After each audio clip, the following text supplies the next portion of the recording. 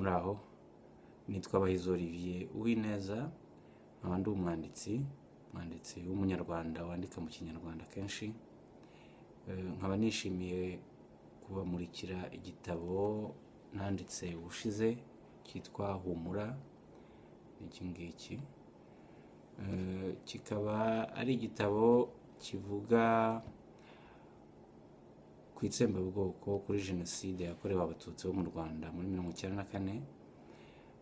Ntabwo ari igitabo cy'amateka, ahubwo ni igitabo kiri mu rwego rw'ibitabo bita inkuru ndende cyangwa se roman mu gifaransa. Umwihariko w'iki gitabo ni uko cyanditswe n'umwana. Ni njye wacyanditse, ariko icyo gihe nyuma ya jenoside muri 1994 nari mfite imyaka 16, 17. Bivuze ngo iki gitabo kirimo uko umwana w'icyo gihe yabonaga jenoside ikirangira, cyane cyane uko yumvaga ibyari bimaze kuba nk'umwana nyine. Nkibwira rero ko hari ibibazo abana bo muri no minsi cyangwa se n'abazaza nyuma yaho bibaza ku byabaye, bashobora gusangamo uko umwana wanganaga nabo yabitekerezaga cyangwa yabibonye.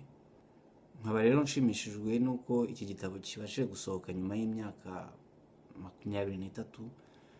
Ntabwo byoroshye, ntabwo abanditsi bo barabizi, ntabwo byoroha kubona ukujyana mu icapiro cyangwa se n'inzira igitabo gicamo kugira ngo kigere ku basomyi.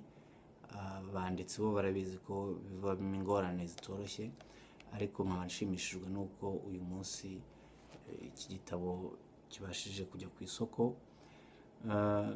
Ndaza gushyira link hasi igaragaza aho igitabo gishobora kuboneka, cyane cyane ukoresheje internet, ariko turizera ko muri no minsi itari myinshi kizabasha no kuba cyagurirwa mu Rwanda. Ku birebana n'incamake y'igitabo, ni inkuru nahimbye ariko ishingiye ku byabaye nyine muri jenoside ya 1994 mu Rwanda. Iyo jenoside yakorewe abatutsi yagize ingaruka ku miryango itari mikeya, n'uwanjye urimo. Bivuze ngo hari byinshi nanditse birebana n'ubuzima bwanjye cyangwa se bw'umuryango wanjye, ariko n'abaturanyi. Navuze ko nyine nari umwana icyo gihe, n'abo twiganaga nabo hari abo twiganaga harimo ubuzima bwabo. Ni ukuvuga ko iyi nkuru ya Humura irimo inkuru nyinshi z'abantu batandukanye cyangwa se n'izindi numvise, ariko bitavuze ko ari impimbano burundu, ko nta kuri kurimo.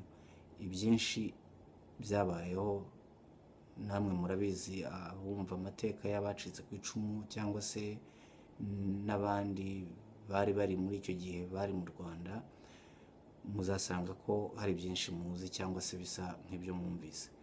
Nkaba nibwira rero ko umuntu atahita avuga ngo ni inkuru mpimbano gusa, ariko ni n'inkuru ishingiye ku mateka igihugu cyacu cyaciyemo, cyane cyane ikaba ari no kwibuka abacu batakiriho. Ikindi mbona ni uko iki gitabo kizafasha urubyiruko kugira ngo rubashe kumva byibuze ibyabaye, nubwo n'abakuru muri no minsi badashobora kuvuga ngo babisobanura byose. Inkuru ya Humura rero ivuga ubuzima bw'umwana witwa Claude Mutimura. Akaba yaracitse ku icumu ari umwe. Amaze kurokoka, arokowe n'abasirikare ba FPR Inkotanyi, yaje guhura n'undi mugenzi we bafatanya ubuzima. Uwo mugenzi we yitwa Nkusi muri iki gitabo. Hanyuma baza kwakirwa n'umuryango w'uyu mugenzi we. Claude Mutimura rero aza kugira amahirwe, niko nabyita, akabona umukunzi muri wa muryango. Inkuru igakomeza, ntabwo nayivuga yose nonaha, ariko ikaba ishingiye ku cyizere abacitse ku icumu cyangwa se abarokotse itsembabwoko jenoside yo muri 1994 bashobora kugira mu buzima, kuko hari benshi bari barihebye icyo gihe, ariko uyu munsi bigaragara ko ubuzima bwabo bwongeye gusubira mu murongo, nubwo bidasa nk'igihe bari kumwe n'imiryango yabo. Rero ni inkuru itanga icyizere, ariko ni n'inkuru irimo byinshi mu magorwa cyangwa se mu kaga abacitse ku icumu bahuye nako muri 1994. Hari abantu benshi bambajije bati wabigenje ute, ese wowe ubashije kugisohora gute? Bica mu nzira nyinshi yego, ariko inzira ya mbere umuntu acamo ni ukubanza kwandika. Niyo wakwandikisha ikaramu cyangwa se ukabibika kuri ordinateri, ariko icyangombwa ni uko ubisohora bikajya hanze, bikava mu mutwe tuvuge, bikabasha kujya ku rupapuro cyangwa se nyine mu mashini.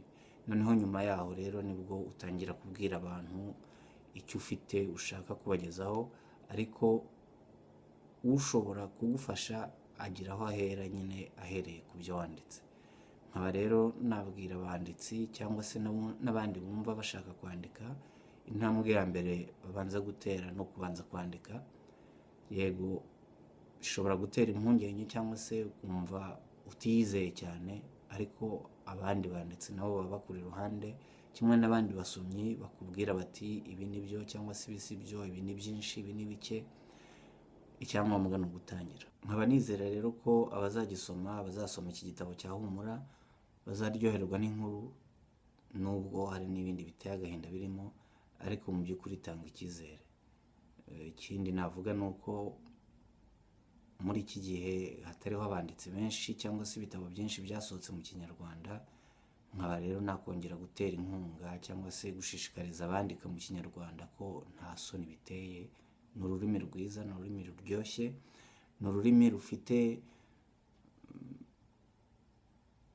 ni ururimi rurimo ubwenge. Nkaba nizeye rero ko abakunda gusoma Ikinyarwanda nabo babonye ikindi gitabo cyiyongereye mu byo basomaga, kandi kugurira umwanditsi wasohoye igitabo mu by'ukuri uba uteye inkunga n'abandi bamuri inyuma, cyane cyane ko ubona n'inkuru zitandukanye. Murakoze, Imana ibarinde.